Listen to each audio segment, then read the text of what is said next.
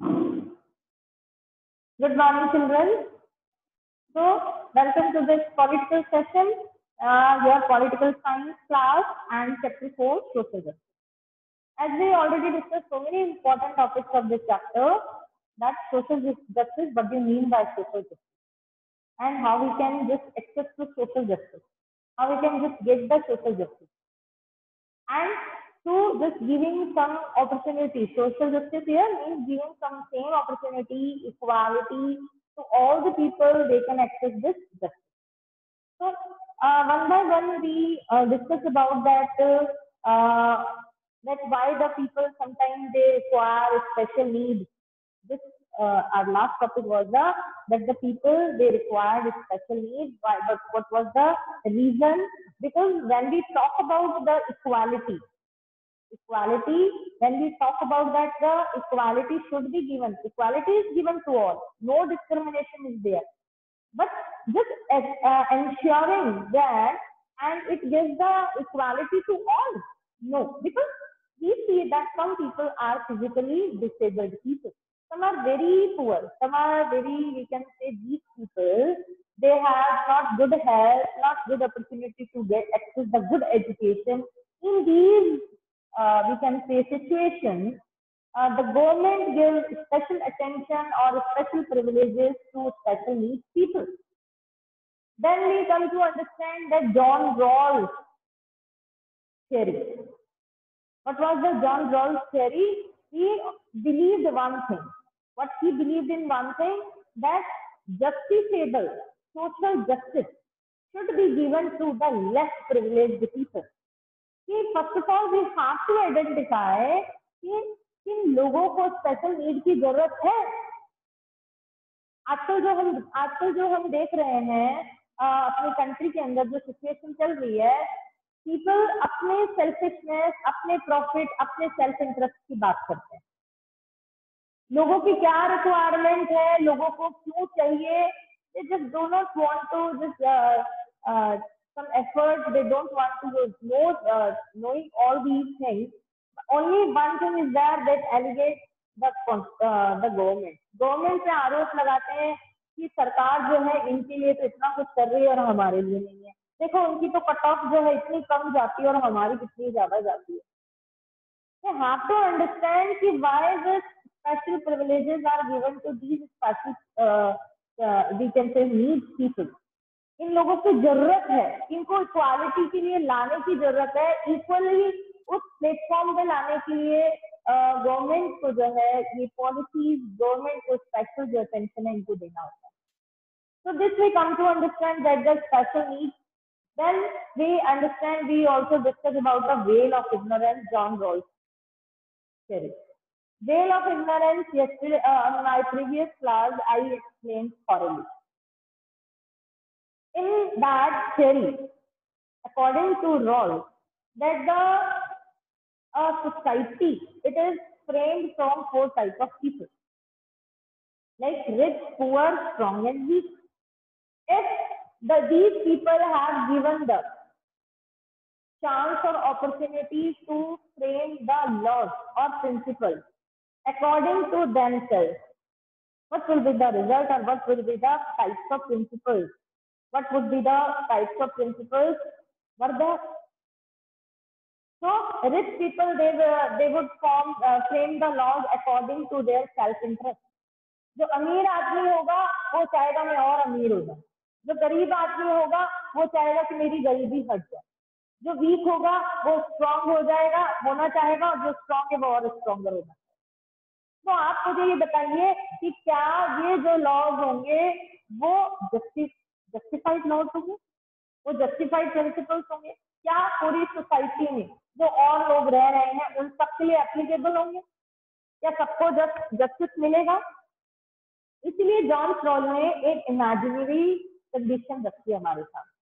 वो imaginary condition है well of ignorance, जिसमें आपको पता ही नहीं हो कि आप जिस सोसाइटी को बनाने जा रहे हैं उस सोसाइटी में आपकी पोजीशन क्या होगी, आपका स्टेटस क्या होगा.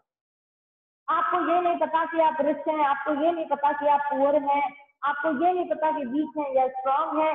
उस सोसाइटी के लिए जब लॉज बनेंगे वो वेल ऑफ इग्नोरेंस में बनेंगे, और वो जो लॉज होंगे, वो प्रिंसिपल जो होंगे, वो जस्ट प्रिंसिपल होंगे। क्योंकि आपको अपनी पोजीशन नहीं पता, तो मतलब आपने अपने सेल्फ इंटरेस्ट को नहीं देखा वहां पर।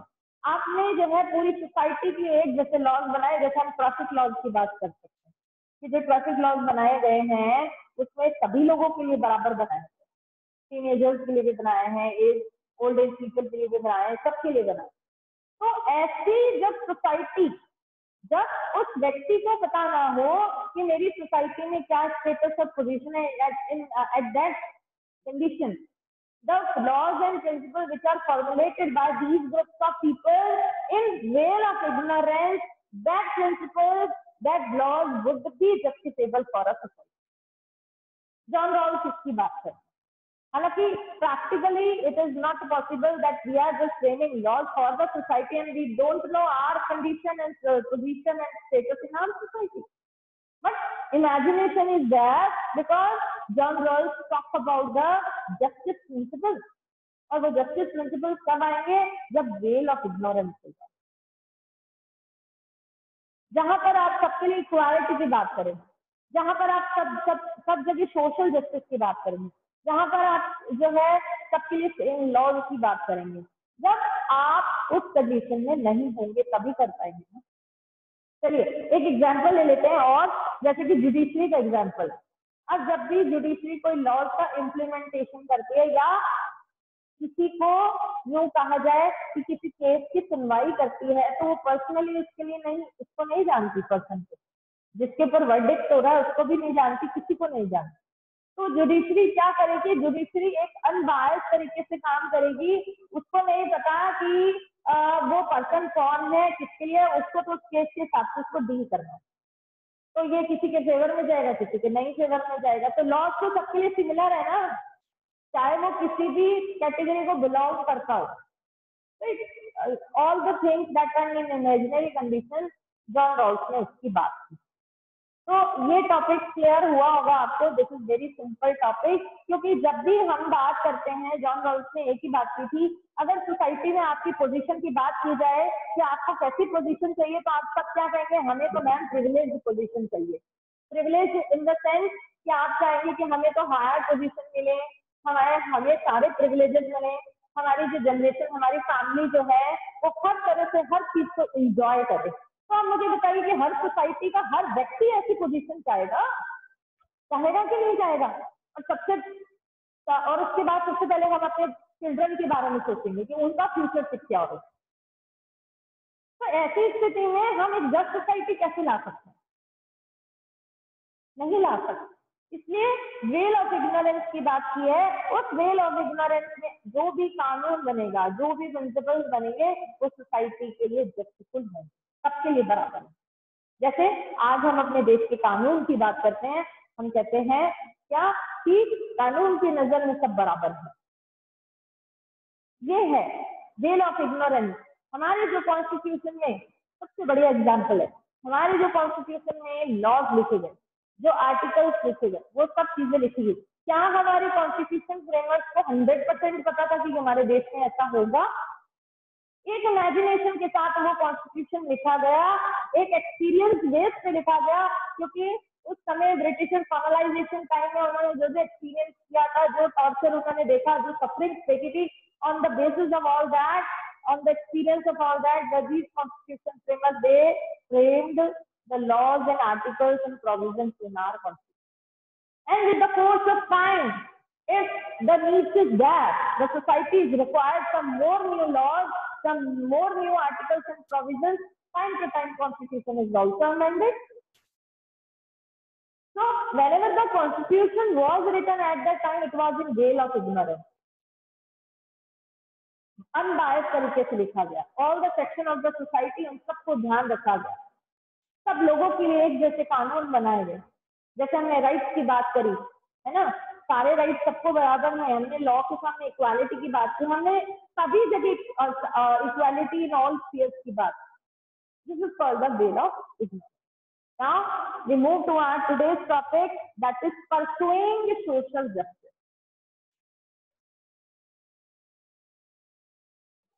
We live in a society, हम एक समाज में रहते हैं, और ये जो सोसाइटी है इसके अगर हम एक कॉमन फिनोमेना को देखें तो वो क्या है। एक बीकानेर की बात कर लेते हैं। आप सिटी में रह रहे हैं, मैं भी सिटी में रह रही हूँ। इस सिटी में आपको कई जगह तो बहुत पॉश कॉलोनीज है जहाँ पर अच्छे बंगलौज बने हुए हैं, बहुत बड़े बड़े हाउसेस बने हुए हैं, सब तरह की वहां पर फैसिलिटीज है। On the other hand you see some slums areas also. So in a society, this is a very common phenomena, and we say that rich and poor, both these categories people, they live together in a society. What is the reason behind it?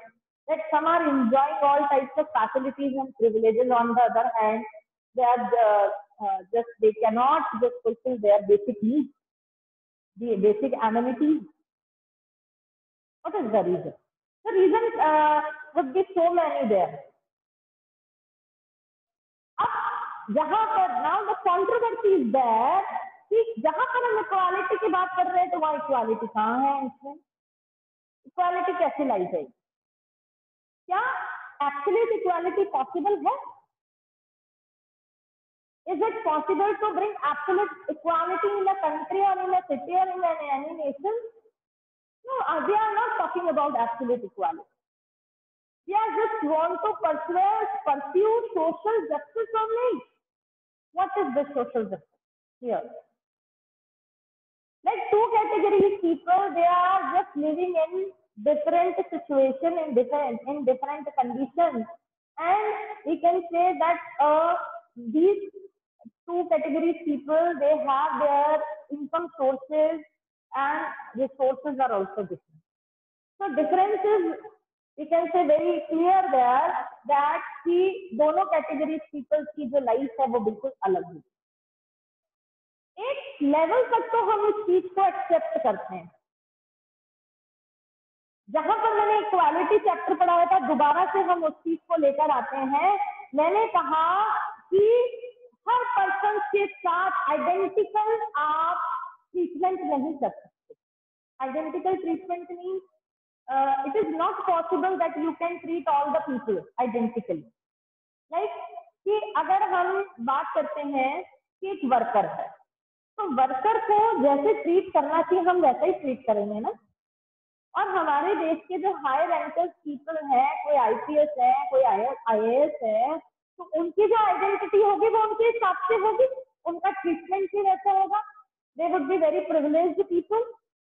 और जबकि हम worker seasons और बहुत ही लो category people की बात करते हैं, उनके साथ जो भी होगा या जो उनके सोर्सेज होंगे वी ऑल्सो एक्सेप्ट है, क्योंकि ये इनका लेवल ही इतना है, इनके पास इन्होंने जो है कोशिश नहीं की या की तो वो रिसोर्सेज नहीं मिले.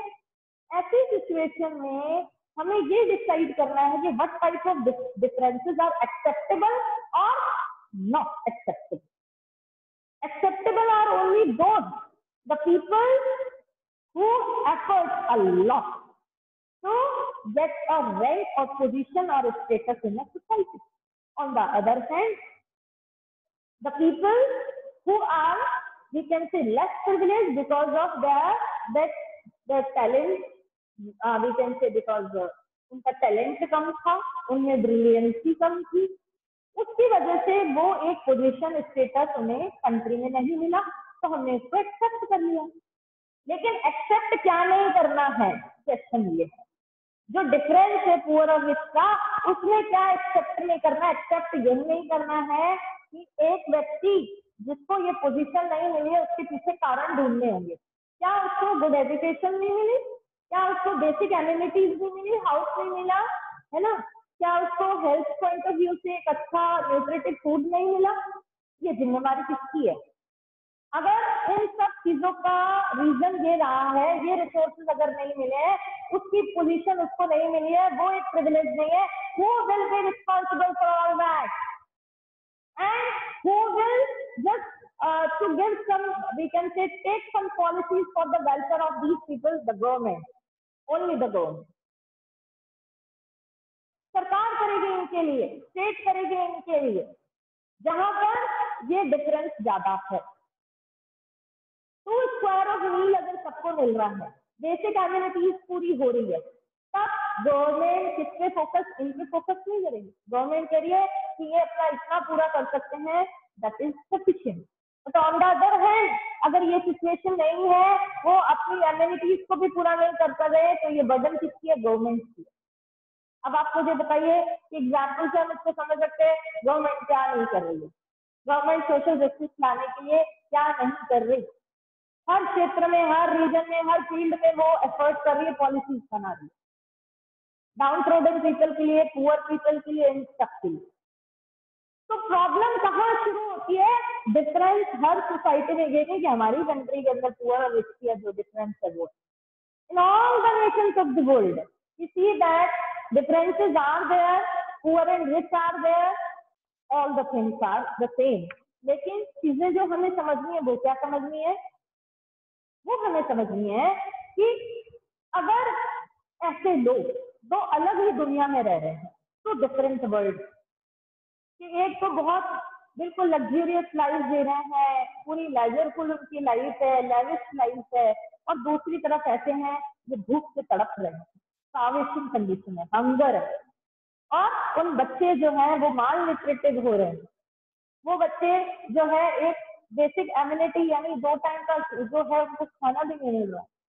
तो ये एक सीरियस चैलेंज है हमारे सामने। उस सीरियस चैलेंज को ओवरकम करना जरूरी है। क्यों जरूरी है, सोशल जस्टिस लाने, इक्वालिटी नहीं ला सकते। वो जो लेविश लाइफ जी रहे तो क्या हम उन सब लोगों को देंगे जो स्लम्स एरिया में रह रहे हैं? क्या वो एब्सोल्यूट इक्वालिटी आ सकती है? नहीं। उनके पास जो भी प्रिविलेजेस वो एंजॉय कर रहे हैं, वो उनका टैलेंट है, वो उनके एफर्ट है, उनका कोई भी रीजन हो सकता है, और इनके पास जो रीजन है उन रीजन से अगर वो एक्सेप्टेबल है तो गवर्नमेंट इससे वर्क करती है। I hope this thing is clear to you.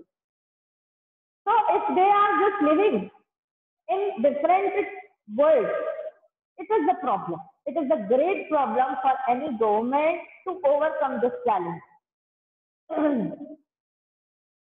And we see that the country where the unjust are greater, just like कि जहां पर समाज का जो एक सेक्शन है ना, वो बिल्कुल ही पोवर्टी में, और उसके लिए जो है गवर्नमेंट कुछ भी नहीं कर रही है, तो वो सोसाइटी क्या है, टोटली अनजस्ट।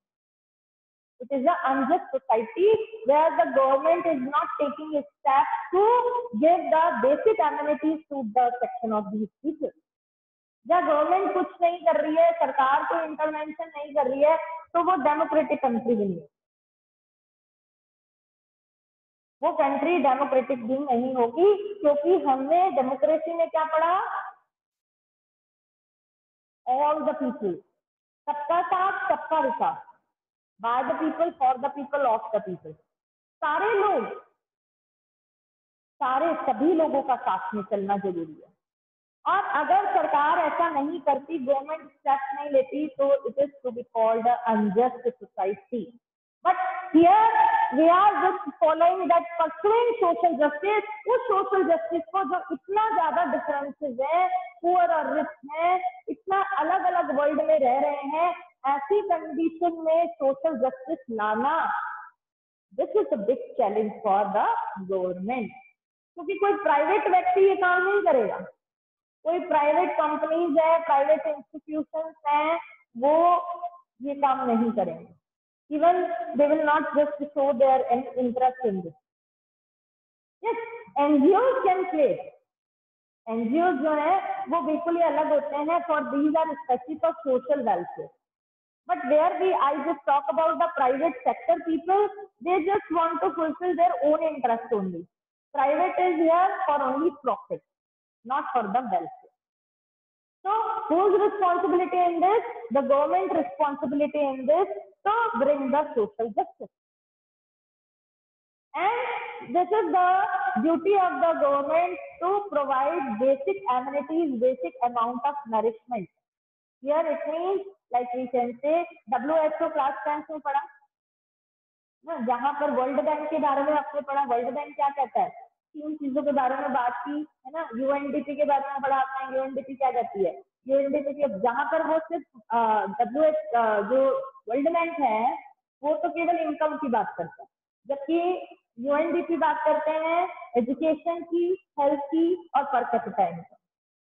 ठीक है, तो यहाँ पर भी हम उसी की बात कर रहे हैं कि जो नरिशमेंट है उसमें हमने एक चीज और इसमें ऐड की है, safe drinking water, clean drinking water, health, education, income, house, ये सारी चीजों को बेसिक एम्यूनिटी है।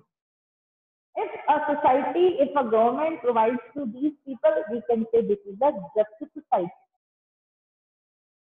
Just try to understand the deep meaning of here कि लोगों को उनकी जो बेसिक चीजें अगर हम दे रहे हैं, गवर्नमेंट प्रोवाइड कर रही है, तो वो जस्ट सोसाइटी है। अब एक देश के अंदर बहुत ज्यादा, अब हम यूएस का एग्जाम्पल ले लेते हैं। अमेरिका में क्या गरीबी नहीं है? क्या है, लेकिन उसका भी एक, जिसको कहते हैं ना कि एक, इसीलिए आपने क्लास 10th में पढ़ा था कि हम जो है डेवलपिंग और डेवलप्ड नेशन किसको कहेंगे, जहां पर हमने क्राइटेरिया इनकम का बनाया था। तो इनकम के उस क्राइटेरिया से हमने कैटेगरी बनाई कि these are called the developed countries and these are called the developing countries. Countries के अंदर होती है पॉवर्टी, बट उसका लेवल अलग अलग होता है। ट्राई टू अंडरस्टैंड दिस कि यहाँ पर हमारा अगर कोई जैसे क्राइटेरिया हमने बना लिया कि कोई इतना यूएस डॉलर मतलब अर्न कर रहा है, तो उसकी कैटेगरी क्या होगी? ठीक है, अब यही जो यूएस डॉलर इंडिया में अर्न हो रहा है, यही जिसको हम बहुत ज्यादा हाई पोजीशन पे मान रहे हैं, और वहीं अमेरिका में एक मिडिल क्लास पर्सन भी अगर वो इनकम उसकी हो रही होगी तो वहां पर वो पोजीशन नहीं है। Because depends on the, we can say available resources, we can say the size of the population and the cost of the thing, ये सारी चीजें मैटर करती है। तो कहने का मतलब है कि जस्ट सोसाइटी तभी आएगी जब हम इन सब चीजों को एब्सोल्यूट इक्वालिटी नहीं ला सकते, बट एटलीस्ट बेसिक जो एमिनिटीज है वो प्रोवाइड करना जरूरी है। अब अगर बेसिक एमिनिटीज प्रोवाइड करना गवर्नमेंट की जिम्मेदारी है, तो गवर्नमेंट को क्या है कि ये बहुत बड़ी बर्डन है। बर्डन इन द सेंस कि गवर्नमेंट जहां पर अपने इन रिसोर्सेज का यूज, अपने इन पैसों का यूज डेवलपिंग प्रोग्राम्स में लगा सकती है वो। और आपको पता है कि इंडिया की गरीबी, पॉवर्टी कैसे है। इंडिया के अंदर बहुत ज्यादा पॉवर्टी है। We can say the 4th person or 5th person is poor in India. That's why I also told you that the available resources, they are the 80% people, they are very poor and access to only 20% resources. On the other hand, 20% rich people, they are accessing 80% resources. This is the difference. कि जो resources है 80% जो लोग हैं, गरीब जो लोग हैं, वो केवल 20% जितना रिसोर्सेज यूज कर रहे हैं, और जो 20% अमीर लोग हैं वो 80% जितने रिसोर्सेज यूज कर रहे हैं। This is the difference that persisted in our nation. और ये परसिस्टेंट मतलब परसिस्टेंट अगर लंबे टाइम तक रहती है तो ये जो रिच एंड पुअर का जो गैप है और बढ़ता जाए, और बढ़ता, जनरेशन टू जनरेशन चलेगा। इसलिए गवर्नमेंट को क्या करना पड़ेगा? गवर्नमेंट को इनके ऊपर वर्क करना पड़ता है, और जो रिसोर्सेज गवर्नमेंट डेवलपिंग उसमें लगा सकते हैं गवर्नमेंट को इन चीजों पे। इसलिए that's why it is said to be a burden. अब इस बर्डन को कैसे कम किया जा सकता है, इसकी बात करते हैं। बर्डन को कम करने के लिए सपोर्टर्स हैं कुछ। वो कौन सपोर्टर्स हैं? वो बात करते हैं फ्री मार्केट कंपटीशन की बात करते हैं। फ्री मार्केट कंपटीशन, इसको हमें समझना बहुत जरूरी है। Open free market competition, and they suggested this way, and they just suggested this way, and they declared or said that it is the best way to get the profit to the disadvantage as well as advantage people. कैसे कैसे? First of all, we have to understand the meaning of free market competition. देखिए, free market competition को समझने के लिए हम ये बात समझ सकते हैं कि मान लीजिए एक मार्केट है, उस मार्केट के अंदर कौन होगा? सप्लायर और बायर होंगे। सप्लायर और बायर, जो सप्लायर होगा वो अपनी कमोडिटीज है, जो गुड्स है, उनको सप्लाई करेगा। और बायर्स कौन होंगे? जिन्होंने डिमांड की उन चीजों की। ठीक है। अब यहाँ पर थर्ड पर्सन को, मिडिल मैन, कोई एजेंट की जरूरत नहीं है। यहाँ पर ना गवर्नमेंट के इंटरवेंशन की जरूरत है, ना किसी और इंस्टीट्यूशन के इंटरवेंशन की जरूरत है, because it is directly corresponding between buyers and sellers. What is the feature of this type of free open market competition in this? कि चीजों का प्रोडक्शन होता है हाई रेट पर। समझ रहे बात को? जैसे एग्जांपल में हम बात समझ सकते हैं, एसी है, हमारी जो लेविश चीजें, कारें हैं ना, डिफरेंट ब्रांड कार्स होती हैं उनका। अब आप मुझे बताइए, अगर आपको सबको आजकल बच्चों को नॉलेज होता है कार की रेट क्या हो, अलग अलग ब्रांड की जो कार हैं उनकी क्या क्या रेट हो सकती है, तो आपने देखा हाई बहुत हाई रेट की होती है और लोग परचेज भी करते हैं उसको। ठीक है। तो यहाँ पर डिमांड के अकॉर्डिंग क्या हो गया? सेल हो रही है। बायर्स और सेलर्स के बीच जो है, it is just supply and demand, depends on the supply and demand. मैंने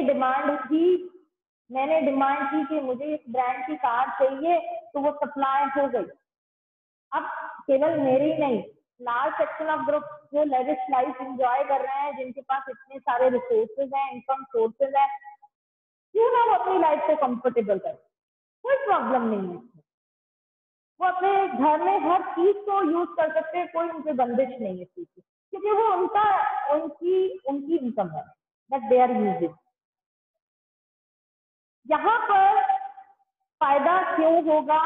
इन डिसएडवांटेज जो पीपल है उनको वो समझना है। देखिए, ये जो मार्केट होता है इसमें सप्लाई एंड डिमांड, ये क्लियर हो गया होगा कि जैसे जैसे डिमांड आती है वैसे वैसे सप्लाई बढ़ता है। लेकिन आप समझ लीजिए कि ये जो डिमांड होगी, चॉइस होगी, ये जो चॉइस होगी ये हाई चॉइस होगी, गुड क्वालिटी थिंग्स होंगी, उसके प्राइजेस भी हाई होंगे, तो यहाँ जो प्राइजेस हाई है वो ही डिसएडवांटेज पीपल को फायदा देगा। वो कैसे? इसमें जो प्रोडक्शन होता है, इंडस्ट्रीज में जो प्रोडक्शन होता है, वो प्रोडक्शन जो है वर्कर्स के थ्रू होता है, लेबर्स के थ्रू होता है। ठीक है। फोर्ड जो वोटर्स जो कार वाला आपने देखा होगा, क्लास 10th में पढ़ा था आपने, उसमें आपने देखा था कि कन्वेयर बेल्ट के थ्रू जो है लेबर्स खड़े होते हैं, वर्कर्स खड़े होते हैं, वो उससे वर्क करते हैं। स्पेशलाइजेशन होता है कि हर एक व्यक्ति को एक काम दिया जाता है। अब मुझे बताइए कि अगर सेल बढ़ गई, डिमांड ज्यादा है क्योंकि वो ब्रांडेड है, उसकी क्वालिटी फाइन है, उसकी सेल बढ़ गई, चाहे प्राइसेस कितने लिए, लोगों की डिमांड है ये, तो उसके प्राइसेस भी ज्यादा होंगे। अब वो जो प्राइसेस ज्यादा होंगे और उस कंपनी को जो प्रॉफिट मिलेगा, तो उन वर्कर्स और लेबर्स को भी मिलेगा। यहाँ पर हम वेजेस के अलावा जो प्रॉफिट है, यानी उनकी सैलरी क्या होगी, उनके वेजेस भी ज्यादा होंगे क्योंकि काम ज्यादा मिल रहा है उनको प्रॉफिट ज्यादा हो रहा है। तो इस तरह से हम बात कर सकते हैं कि डिसएडवांटेज जो पीपल हैं उनको भी फायदा कैसे मिल सकता है? It is through the open free market competition, जहाँ स्टेट का इंटरवेंशन ना हो, गवर्नमेंट का इंटरवेंशन ना हो। फ्री मार्केट कंपटीशन को और इस तरह से समझ सकते हैं कि जहां पर जो ट्रांजैक्शन है वो सिर्फ बायर्स और सेलर्स के बीच में, किसी और के बीच में। यहाँ पर जो पॉलिसीज, मार्केट की पॉलिसीज, प्रोग्राम है, वो कौन डिसाइड कर रहा है? वो प्राइवेट एजेंसीज कर रही है, गवर्नमेंट नहीं कर रही। तो यहाँ पर हम बात कर सकते हैं कि इससे फायदा किसको मिलेगा? डिसएडवांटेज पीपल को भी मिलेगा। डिसएडवांटेज पीपल को फायदा मिलेगा। अब आपके दिमाग में एक क्वेश्चन आ रहा होगा कि मैम क्या सबको कैसे मिलेगा? ठीक है ना, माइंड में क्वेश्चन आता है कि सबको कैसे मिलेगा।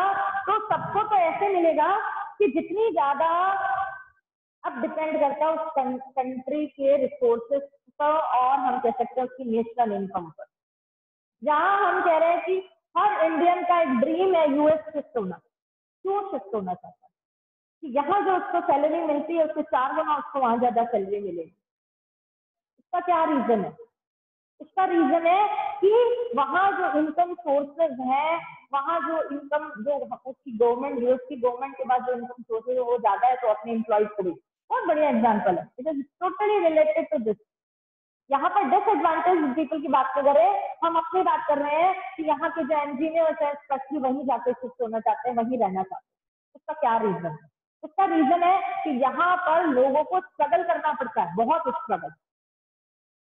पुणे बेंगलोर जाके वहां पर जॉब लगती है, लेकिन कितनी मिलेगी सैलरी? 70, 80, 1 लाख। और यही चीज अगर यूएस में है तो 4-5 लाख इजीली मिलती है सबको। But why this is the difference is there? Because the income net, that is national income, sources are different. Liabilities, government liability India की ज्यादा है, यूएस की लाइबिलिटी नहीं है। वहां पर आप अभी आप देख ही रहे हो कि कोविड से जो उनकी जो पॉलिसीज है कोविड को रिलेटेड वो कैसे बनी है और इंडिया में कैसे। You can see the difference here. तो यहाँ पर फ्री ओपन मार्केट की बात अगर हम कर रहे हैं तो डिसएडवांटेज पीपल को ऐसे बेनिफिट मिलेगा। हम यूएस की बात कर रहे हैं कि वहां पर सप्लाई एंड डिमांड दोनों ही ज्यादा है, तो प्रोडक्शन ज्यादा होता है। प्रोडक्शन ज्यादा है तो लेबर ज्यादा चाहिए, लेबर ज्यादा होगा तो फायदा उसको भी मिलेगा। आज हम हमारी कंट्री के अंदर अगर 10th क्लास में पढ़ा होगा manufacturing industry is the called the barometer of any countries economy. क्यों कहा है? क्योंकि जितनी ज्यादा इंडस्ट्री होगी प्रोडक्शन बढ़ेगा, सप्लाई बढ़ेगा, उतना ही गवर्नमेंट की क्या होगी? इनकम बढ़ेगी। और दूसरी तरफ जो काम करेगा वर्कर्स और जो हम लेबर्स डिसएडवांटेज पीपल की बात करें तो फायदा उनको भी तो मिलेगा। ये है फ्री मार्केट जब गवर्नमेंट का इंटरवेंशन नहीं चाहिए। तो अब मायने एक चीज आ रही तो क्या मैम गवर्नमेंट का इंटरवेंशन बिल्कुल जरूरत ही नहीं है, तो गवर्नमेंट इंटरवेंशन क्यों करती है? चलिए अब मैं आपसे एक क्वेश्चन कुछ पूछूंगी, because I am asking question, I am just giving answers also, है ना, वो चीज नहीं।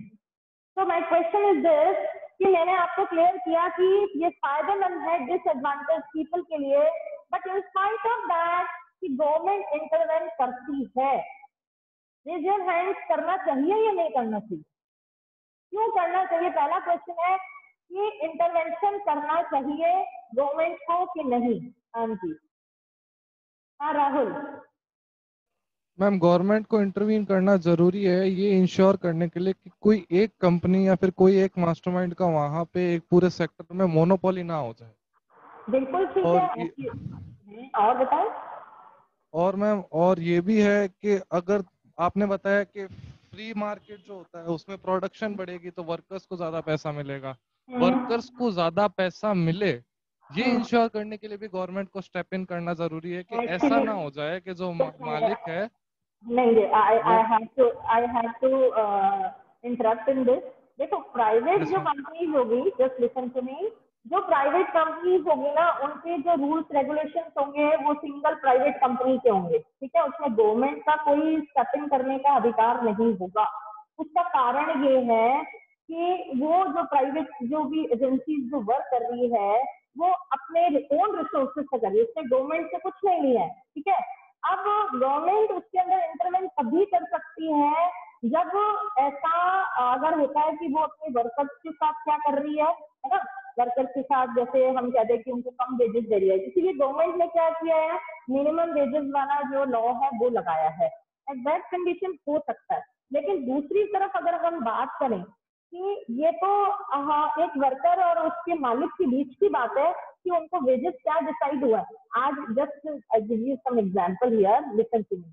आई am just serving in a private school, okay, and what we negotiated on the, we can say, matter of salary, it is in between myself and my management, है ना।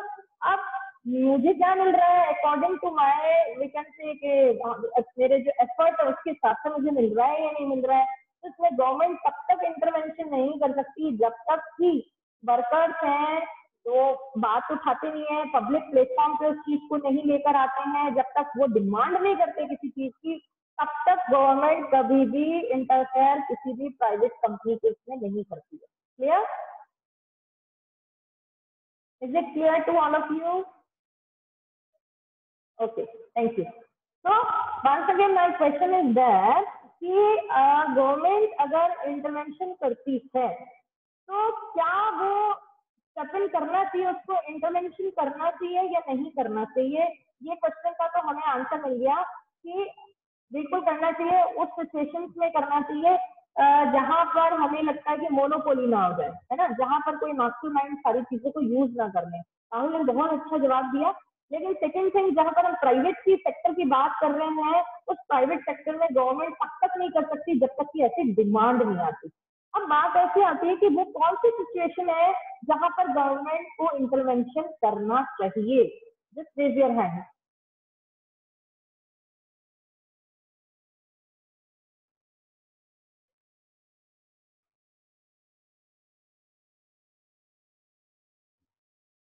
Are you getting my question? समझ आ रहा है? मैं ये पूछ रही हूँ, इन व्हाट सर्कमस्टांसेस और situations where government can intervene in all the private sectors matters also.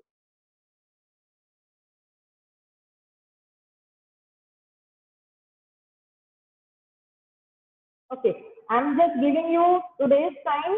After 2 days, when our class is resumed, I'll ask this question to you. You just find out yourself and surely give me reply on Monday. So one more thing is that कि मैंने बहुत सारे notes send कर दिए हैं आपके। Remaining I will send it with in these 2 days. So yeah, everybody complete your work. Have a good day. आज की मीटिंग यहीं अगर ओवर होती है